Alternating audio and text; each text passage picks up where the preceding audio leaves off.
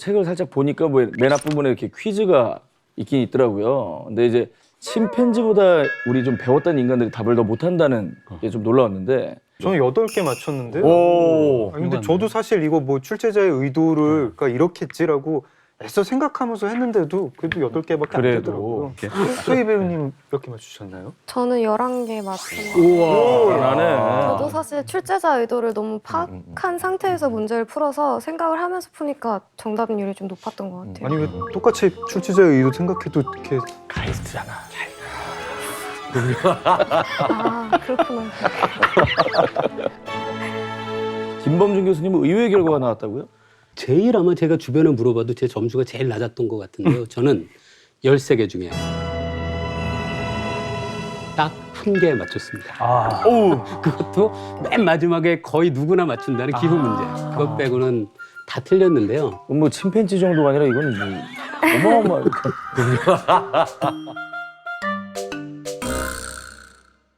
저기 자기 합리화일 수도 있겠지만 제가 어떤 자괴감이나 창피함을 느낄 필요는 없겠다라는 생각을 하게 됐는데요. 그 이유가 우리 사회에서도 아직도 점심을 먹지 못하는 아동들이 있잖아요. 그런데 뭐 10년 전이랑 비교하면 지금 그 아동들의 비율이 줄고 있다라고 안심하는 것보다 우리 사회에 아직도 남아있는 그 소수의 결식 아동들조차에게도 애정의 눈길을 갖고 있는 것이 우리 사회를 좀 더 나아지게 하는데 도움이 되는 것이 아닐까.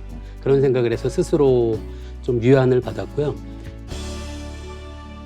자, 이 테스트에서 여기 보면은 문항마다 정답을 맞춘 나라의 그래프처럼 만들어놨는데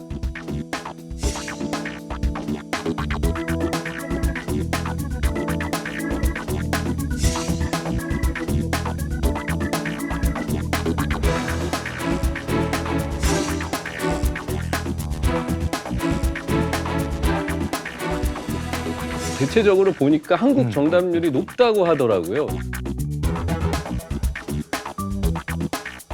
한국이. 일단 이런 것도 잘 푸는구나. 김경일 교수님은 한국이 동질적인 사회이기 때문에 데이터를 상대적으로 잘 맞춘다고 생각하신다고. 한국 사회가 굉장히 동질적이죠. 우리 방금 전에 이제 잠깐 쉬는 시간에 밖에 나왔는데 비 왔거든요. 근데 옆에 계신 분이 이러셨어요. 오늘 전국에 비가 내린다 그랬습니다. 일기예보에서요. 이거 하나도 이상하지 않잖아요.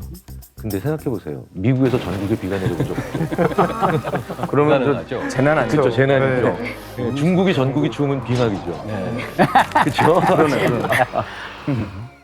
한국 사람들이 어느 정도 동질적이냐면 우리가 놀랄 정도로 동질적입니다. 사실 거의 비슷한 시기에 대학을 가고요. 거의 비슷한 시기에 결혼을 하고. 그래서 한국 사람들이 우리가 발전한 것처럼 쟤네들도 발전하고 있을 거야. 혹은 우리가 살아가고 있는 것처럼 그쪽 사람들도 얼마든지 잘 살고 있을 거야. 네. 기본적으로 세계 사람들도 나랑 같다라는 생각을 많이 합니다. 네. 이 책의 뒷부분에 보면 그 문항마다 각 나라의 정답률의 그 표가 다 있잖아요. 네. 그 제가 또 이런 데이터를 보면 또 가만히 못 넘어가거든요. 충분하시군요. 그래서 제가 해본 게 어떤 계산이었냐면 한국이라는 나라에 대해서 숫자가 1번부터 13번 문항마다 그 매 문항마다 석자가 있을 거 아니에요. 한 나라마다 이렇게 숫자가 13개가 있는 거예요. 그렇다면 혹시 이 정답을 잘 맞춘 석자가 문항마다 이렇게 비슷한 나라라면 혹시 어떤 사고 방식이 유사하거나 아니면 문화적인 거리가 가깝거나 그런 생각을 할 수 있잖아요. 14개의 국가가 각각의 문항에 대해서 어떤 석차를 갖고 있는지를 다 모은 다음에 두 나라 사이의 거리를 계산하는 거예요. 오 마이 갓. 간단하게 생각하면 2차원에서 두 점 사이의 거리는 뭐 A제곱 더하기 B제곱 루트하고 그런 식으로.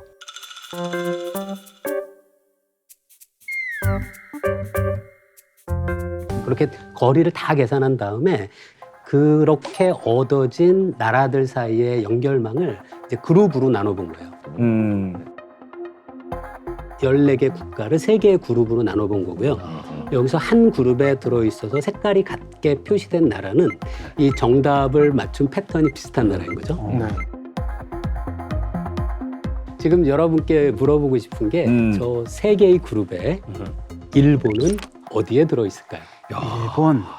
일본은 일본, 젊은이. 독일.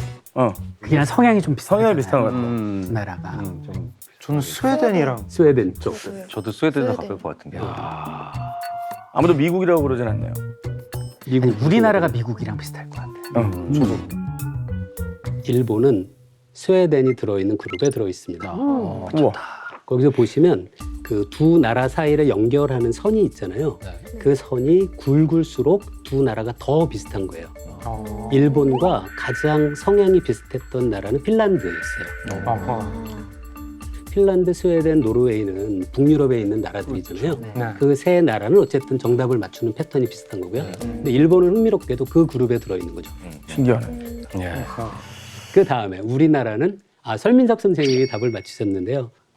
우리나라는 이 그룹에 들어있습니다. 야. 우리나라와 가장 연결선의 굵기가 굵은 나라가 미국이에요. 우와. 그래서 우리나라가 정답을 맞추는 패턴이 미국 사람들이 정답을 맞추는 패턴과 가장 흡사하다는 걸 알 수 있는. 미국식 교육 제도 뭐 이런 것 때문에. 그건 미국 영향도 많이 받았죠. 말수 없죠. 물리학자들의 그 어쩌면 장점과 단점이 이런 거예요. 저는 이걸 할 수 있어요. 그런데 이게 무슨 뜻인지는 물리학자가 해석. 해석은 다른 사람의 몫이. 근데 나는 이걸 보고 너무 놀란 게 한국과 일본은 정말 가깝고도 먼 나라고. 예. 완전 대척점에 있어. 정말 제일 밑에 있고 제일 위에 있어요. 봐봐. 그 위하고 아래의 차이가 사실 중요한 건 아니고요. 이런 거 좀 짚어주세요. 요새 너무 이쪽으로 가가지고 앞으로 자주 좀 출연해 주십시오. 너무 이쪽으로 속이 다 시원합니다. 멀다는 거죠. 제일 가까운 나라인데 어떻게 저렇게 그러게요. 성향이. 그러니까 이것도 책에서 우리 그 조심해야 될 걸 많이 들었잖아요. 이것도 일반화해서 너무 생각하시면 안 너무 돼요. 그냥 이 결과도 의심의 눈으로 보셔야 된다라는 게 사실 오늘 책의 결론이기도 합니다. 하지만 이렇게 분석해 보는 거는 저는 재밌었어요. 예. 소득에 따라 이제 국가를 4단계로 분류를 하죠. 우리는 이제 4단계 고소득 국가고 기대 수명도 이제 80세 이상으로 높은데 이 분류법은 어떻게 개인적으로 생각하십니까? 여기 본 세계은행에서 선진국이랑 개발도상국으로 나누고 있다가 이분 얘기를 결국 4단계로 바꿨다고. 아 그래요? 그래서 그 4단계로 나누는 걸 굉장히 흥미진진하게 봤는데 또 이게 1단계 굉장히 극빈층인 건 맞는데 우리 시선에서 보면 2단계도 굉장히 힘든 삶이에요, 사실. 네. 근데 1단계, 2단계 합치면 40억이 그렇게 살고 있는 거니까 이게 그렇게 동떨어진 세계관인가 하고 오히려 반문하게 되더라고요. 저도 처음에 이적 심리처럼 네. 생각을 했거든요. 왜 1단계, 2단계를 하루 수입 $2라는 선으로 구별을 하느냐. 좀 뭔가 의도가 있는 거 아니냐 이렇게 생각을 했는데 중간에 책 읽다가 좀 생각이 바뀌었어요. 왜냐하면 어떤 뭐 예방접종 접종률, 뭐 문맹에서 벗어나는 비율, 하다못해 뭐 냉장고 보유율, 뭐 교통사고 사망률, 그래서 하다못해 뭐 충치 발생률도 충치 발생률 같은 거 2단계를 가야 충치가 발생해요. 네.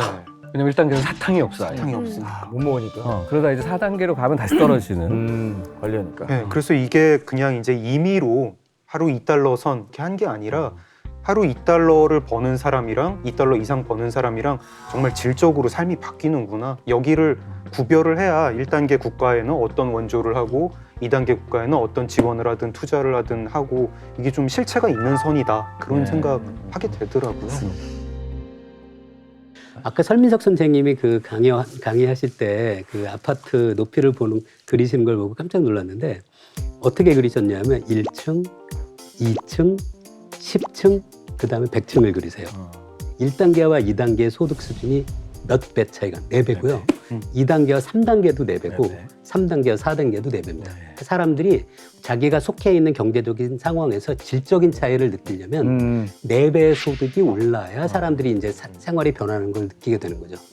저도 그 생각을 하면서 제 생활이 나아지려면 한 달에 50만 원을 더 번다는 건 의미가 없고 제 월급이 4배가 돼야 그러면 저희도 만약에 출연료가 4배가 오르면 네. 달라져요. 정말 뭐 이 책이 아니라 다 서서 하죠. 예, 뭐 그래, 안 참. 우리가 이제 세상을 오해하는 이유가 10가지 본능 때문이다라고 얘기를 하고 있는데 이제 언론 얘기가 많이 나와요. 그리고 우리가 사실 뭐 인터넷, 모바일, SNS, TV, 뭐 신문 뭐 이렇게 해서 계속 이 언론을 접하고 있는데 늘 노출돼 있잖아요. 네. 소희 씨는 언론을 통해서 접하는 세상을 좀 오해한 적 있나요? 아, 저 고등학교 때 심중플루로 제가 죽을 거라고 생각했었어요. 오, 너무 네. 난리 났었지. 네, 첫 번째 신종인플루엔자 사망자가 발생했습니다. 임신부가 신종플루 사망자인 것으로 판명됐습니다.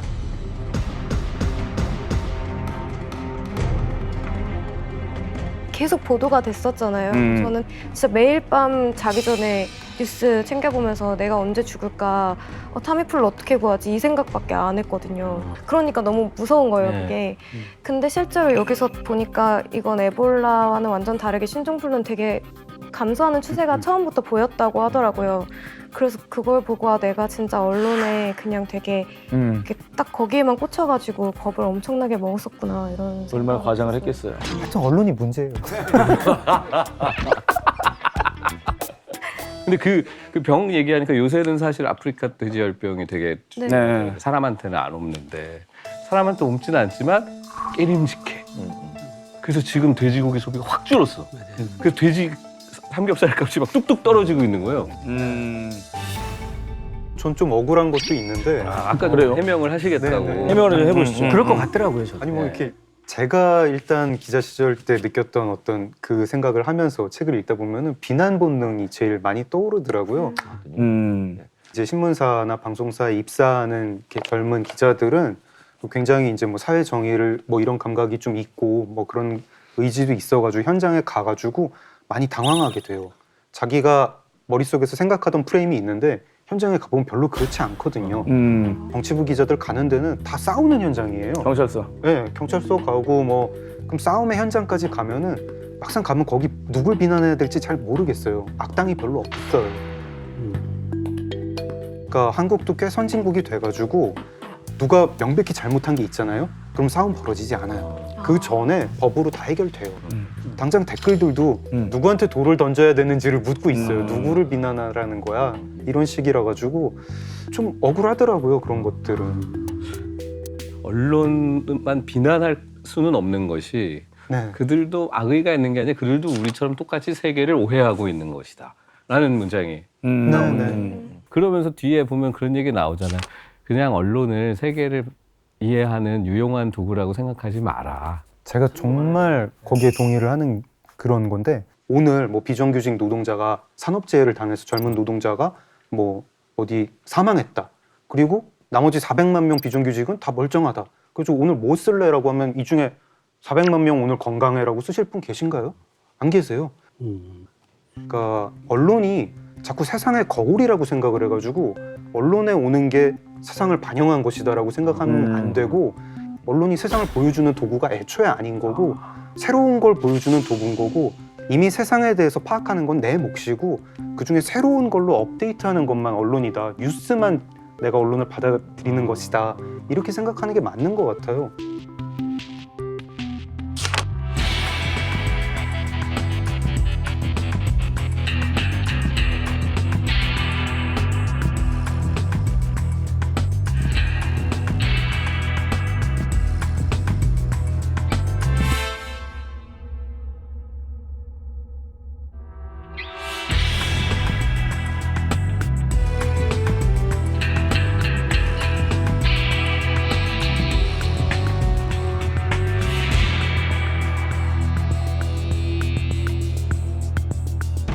요즘에 더 그런 느낌이 드는 게 이제 SNS가 언론 역할을 좀 하니까. 그렇죠. 요즘은 사람들이 어떤 새로운 정보를 얻을 때 전통적인 언론 매체에서 얻는 정보도 있지만 그 자기가 활동하고 있는 SNS나 뭐 유튜브나 아니면은 뭐 채팅방이나 그런 것을 통해서 정보를 많이 듣잖아요. 한참 오래전에 한 번 잠깐 보고 이젠 더 안 보는 초등학교 동창이 도대체 어느 정당을 지지하는지 제가 과거 같으면 알 수가 없잖아요. 근데 지금은 그 친구 SNS에 가서 클릭 몇 번만 해서 보면 이 친구가 이 정당을 좋아하는 거는 이미 너무 투명하게 알게 되는 거고요. 제가 상상할 수 없는 정치적 입장을 갖고 있는 정당을 지지한다면 저는 그 친구와 관계를 끊게 되는 거죠. 이런 것 때문에 점점 이 SNS 공간에서의 사람들의 어떤 생각들이 점점 이렇게 극단적으로 갈리게 되고 그러면서 또 문제가 그 안에 갇혀 있다 보니까 그 자기가 들어있지 않은 다른 그룹이 어떤 생각을 하고 있는지도 저는 생각을 못 하게 되는 거예요. 그런데 나한테 오는 정보는 비슷한 얘기들만 있고요. 그러면서 그게 그 세상을 객관적으로 반영하고 있다고 오해하는 좀 걱정입니다. 저는 우리 사회가 지금 이 부분에서. 그러게요. 이런 언론이 주는 정보나 뭐 SNS 이런 발달한 매체들에서 주는 다양한 정보를 거를 기준을 되게 만들고 싶은데 그게 항상 되게 어렵더라고요. 근데 그런 비판 기준을 제대로 가지기가 좀 어렵다 보니까 오히려 지금 있는 이런 매체들을 멀리하고 책을 좀 많이 읽는 게 좋은 것 같다는 생각을 했어요. 그러고 나서 내가 좀 어느 정도 내 기준을 만들 수 있는 힘이 생겼을 때 매체를 접하면 그땐 좀 더 이렇게 제대로 된 눈으로 볼 수 있지 않을까라는 생각이 들었어요. 이 책에 이제 공포 본능이나 부정 본능이 나오는데 참 많이들 공감하는 파트였을 거예요. 근데 이 본능을 자극하는 것 같은 게 이제 이적 씨 생각에는 미세먼지 뉴스. 그러니까 이 미세먼지 이야기가 이 책에 얘기하는 수많은 그 본능들이 이렇게 겹쳐지는 부분 같아요. 그러니까 미세먼지가 굉장히 안 좋은 도시 10몇 위 안에 들어가는 네네. 서울이. 그런데 제 또래 친구들이 그런 얘기를 하는 거야. 야, 우리 어렸을 때는 하늘이 파랬고 운동장에 하루 종일 뛰어놀았고 비도 막 받아 먹었고. 막 그런데 잠깐만. 그러면서 제가 이제 막 데이터를 이제 찾아보기 시작한 거예요. 1980년대 129 마이크로그램이었다면 2018년에 40 마이크로그램이니까 굉장히 3분의 1이네. 지금의 3배가 넘더라고요. 아 그래요? 아주 안 좋았어요. 네, 아주 안 좋았어요. 아 산업화 시대니까. 네, 산업화 시대인데 환경정책 이런 거 아무것도 없으니까 거의 지금 베이징 정도 되는 수치. 오. 그래서 보니까 우리 88 올림픽 할 때 이 공해 문제가 외국엔 너무 큰 문제라 프랑스는 그게 너무 싫어서 개막전 하루 전까지 일본에 있었대요. 여기 와서 훈련 안 하고. 그 최악의 공기 속에서 자랐어요. 마스크도 없이. 근데 꼭 이 얘기를 하면 뭐야 그러면은 뭐 지금 다 애들 마스크 벗기란 얘기야? 네가 이렇게 얘기해서 사람들이 경각심을 못 느끼면 어떻게 할 거야? 근데 이 한스로울승 생각은 아니다. 자 여기에 너무 겁먹지 말고 전체를 보면 좋아지고 있는 것이다. 그러면 어떤 것 때문에 이게 좋아졌고 어떤 부분은 해결 안 됐는지를 데이터로 봐야 팩트를 보자. 우리가 그 팩트에 입각해서 더 이걸 하지. 하여튼 그 우리가 지금 이 미세먼지에 관한 이슈에서 이 사람의 이야기를 좀 피부에 닿게 느낄 수 있지 않나 그런 생각을 했어요.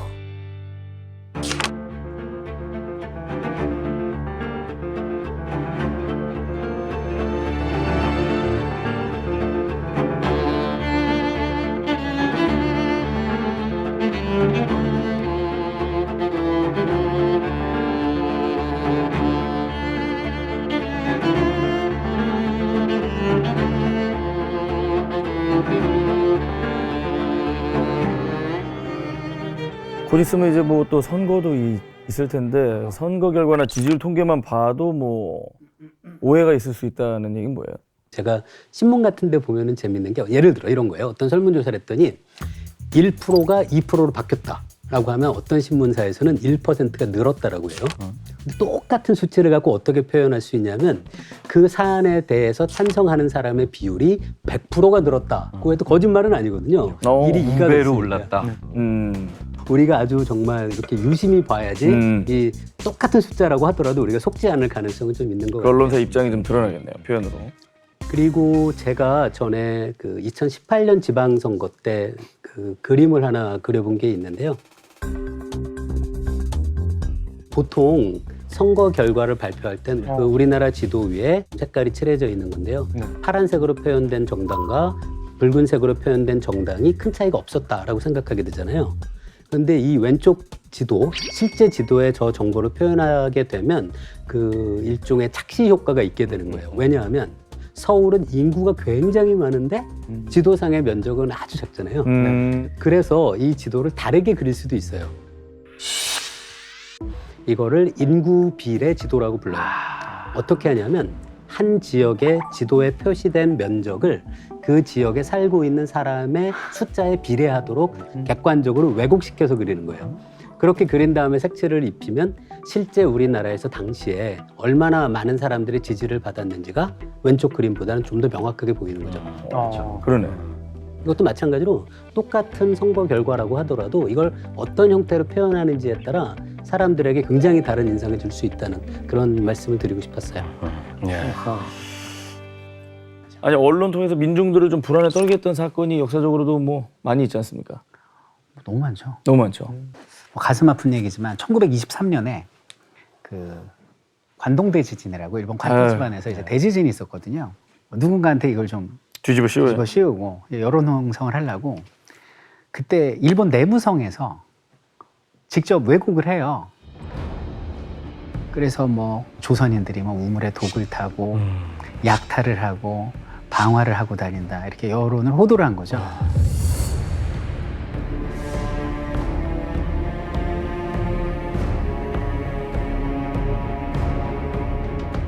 일본의 민간인들이 그 어려운 상황에서 굉장히 공포 본능에다가 뭐 부정 본능에다가 모든 나쁜 본능이 다 발동이 된 거예요. 그래서 이제 뭐 죽창이나 몽둥이 깎아고 다니다가 아무나 말을 시켜보는 거예요. 발음하기 어려운 말이죠. 그래. 발음을 못하면 너 조선인이구나. 그래서 이유 없이 죽인 거예요.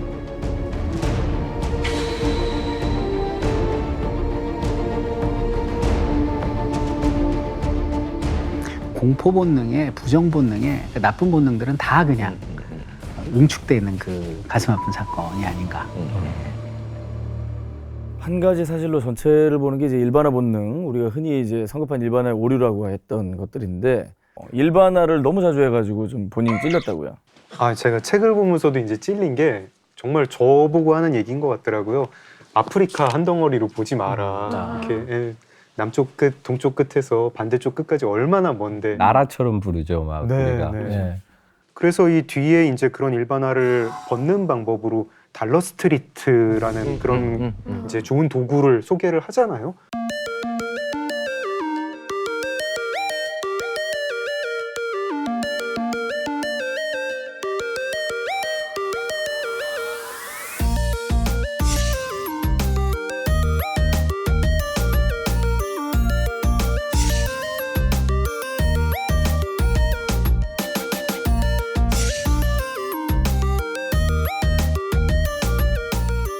또 이 저자들이 그 달러 스트리트 사진들을 또 무료로 공개를 해가지고 이제 뭐 국가, 대륙 이렇게 일반화하기 쉬운 것들을 사진을 보면서 좀 그걸 깨라 이렇게 어떤 도구를 제시를 하고 있는데 굉장히 인상적이었습니다.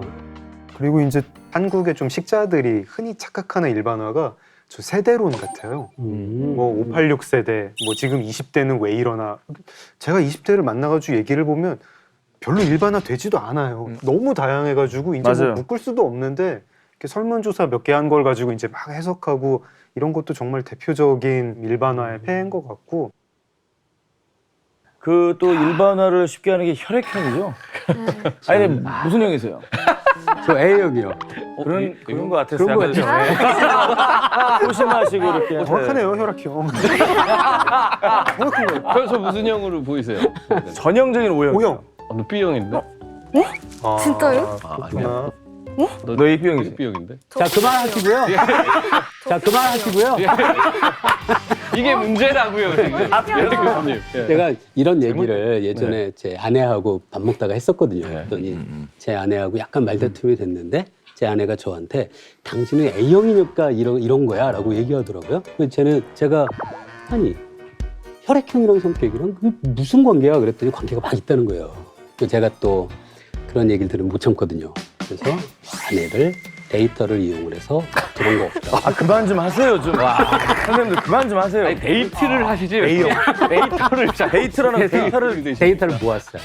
한 대학의 심리상담센터에 부탁을 해서 거기 학생들이 그 MBTI라는 테스트를 하거든요. 거기에 혈액형 항목을 적어달라고 부탁을 했어요. 그 데이터를 모아서 MBTI 심리 검사 결과와 그 같은 설문 문항에 있는 혈액형하고 관계가 있는지를 살펴본 거죠. 네. 결론은 혈액형과 성격은 관계가 없다. 가 결론인데 거기 약간 묘한 재미있는 반전이 있는데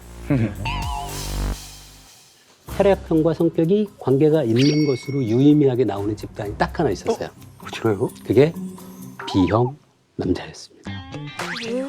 B형 남자친구라는 영화도 있었죠. 네, 우리 사회 B형 남자 담론이 굉장히 퍼져 있었어요. 때거든요. 근데 그 담론의 영향을 받아서 본인의 객관적인 성격이 아닌 사람들이 당신의 성격은 이래라는 것에 의한 낙인 효과 때문에 그게 설문 문항에 반영돼서 그게 결과가 그렇게 나온 것이 아닐까라고 생각을 했었는데 심리학과의 서운극 교수님이 쓴 논문을 찾았는데 빅5라는 심리학계에서는 조금 더 신빙성이 있다고 얘기하는 그 검사 결과를 마찬가지로 혈액형하고 상관관계를 본 건데 그 연구에서는 B형 남자도 관계가 없다고 나옵니다.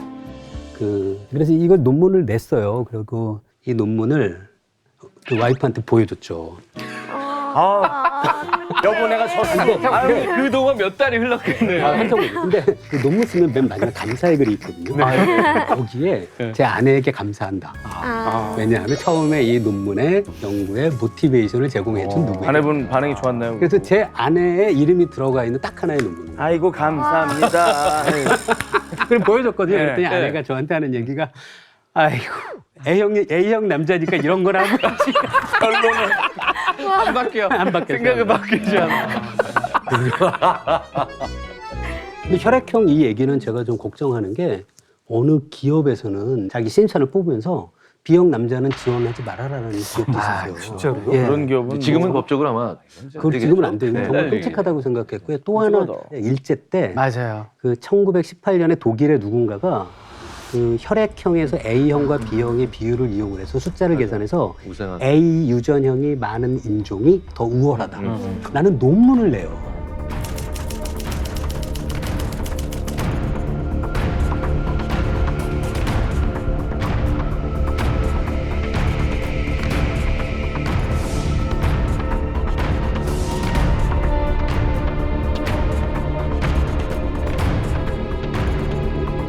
그걸 일본 과학자가 발견하고 우리나라에서 혈액형 조사를 해요. 그리고 그분의 결론은 조선인은 일본인에 비해 열등하다라는 얘기를 하고 싶은 거죠. 근데 혈액형에 대한 이런 정말 지금 현재 과학자들은 완전한 말도 안 되는 걸로 생각하거든요. 그래서 여러분들도 재미로 이렇게 그 얘기는 괜찮지만 이게 차별의 근거처럼 이용되는 거는 우리가 정말 막아야 그렇죠. 일반화 본능하고 또 반대되는 본능도 있죠. 그러니까 작은 사례를 보고 큰 집단에 일반화하는 것도 이게 대부분 그게 일반화의 오류라고 하지만 사실은 세상이 이러니까 당신도 이럴 거야도 사실 반대의 또 일반화의 오류죠. 그러니까 무슨 얘기냐면 여성들에 대해서 회사에서 일을 되게 잘해요. 그럼 옆에 있는 남자들이 이렇게 얘기해요. 일을 저렇게 잘하니 가정에 얼마나 속을 하겠어. 그죠? 혹은 저렇게 물리학을 잘하니 얼마나 냉철하고 피도 눈물도 없겠어. 왜 절 보고 얘기해요? 심지어는 운동선수라서 머리 나쁘다고 얘기하는 사람도 봤어요. 근데 제가 본 운동선수들 정말 많은 스포츠맨들이 맞아요. 정말 머리가 좋아요. 맞아요. 그러니까 음이 있고 양이 있고 나쁜 사람이 있으면 못된 사람이 있는 걸 그 세상의 법칙을 한 사람한테 끼워 맞추려고 하는 아니면 더 작은 그룹에 끼워 맞추려고 하는 것도 이것도 사실 역으로 보면 또 일반화의 오류죠. 네. 그 설씨 같은 경우 외국인들 친구가 우리나라 위험해서 못 온다고 하는 말에 좀 충격받았다고요? 공항에서 이제 마주친 외국인분들 아, 대화하는 그런 프로그램이 있었는데 가족들이 걱정을 진짜 많이 해서 연락을 해야 된대요. 도착했다고, 잘 있다고. 근데 그 이유가 대한민국은 휴전중이기 때문에 위험한 나라야라고 얘기를 한대요. 거길 왜 가려고 해? 이렇게 물어본다는 거예요. 저는 그게 외국에서 그렇게 보여질지 몰랐거든요. 근데 그걸 되게 위험하게 받아들이는 게 전 좀 신기했어요. 저 외국 청년들하고 하는 프로 했잖아요. 예. 북한 미사일 쏘잖아요. 독일 친구, 무슨 어디 벨기에 친구 다 영상 통화 엄청 오래 해요. 집에서 전화 오는 거. 이거 뭐 너 괜찮냐고. 다 괜찮을 거야, 괜찮을 거야. 안심을 시키고 그 친구 집이 홍대였어요. 파티 타임! 깜짝 놀랐어. 온 클럽 막 파티 막. 외국인들이 그 실제 북한에 대해서 어떻게 느끼는지 그 통계 자료가 또 여기에도 있군요, 통계가. 제가 좀 찾아본 데이터가 있었는데요.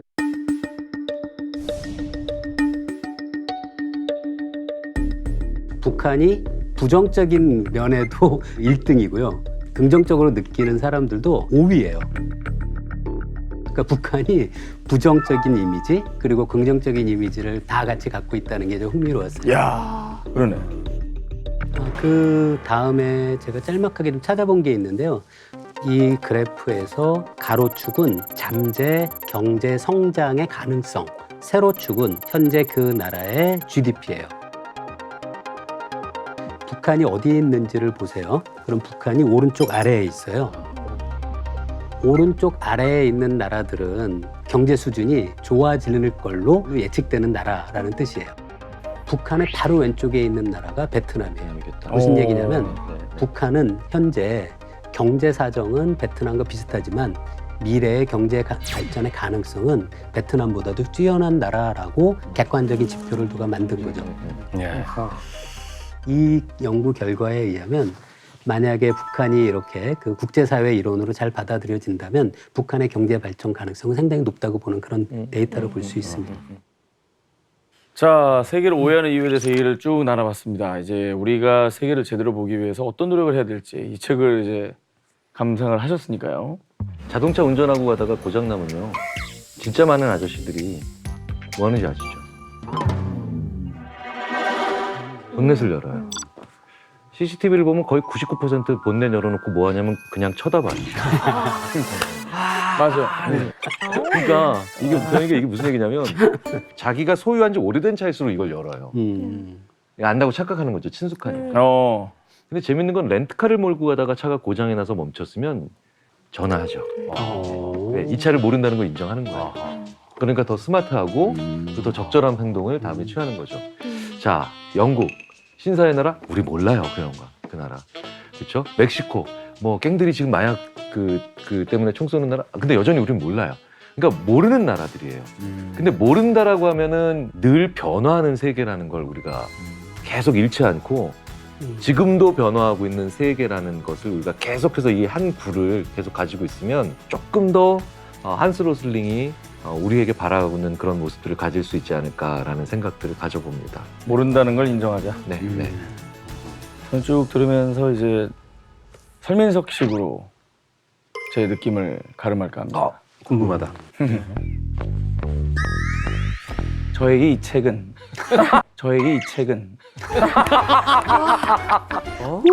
거기서 터졌어. 저에게 이 책은 팩트풀리스라고 했는데 저는 이 책을 읽으며 저는 팩트풀이었다라고 생각을 하고 책을 읽었습니다. 풀이었는데 우리가 페이크 뉴스를 탓하기 전에 비판적인 사고를 갖고 있다면 팩트가 가득 찬 팩트풀인 FULL인 세상이 되지 않을까 이런 생각을 해보았습니다. 이야. 와.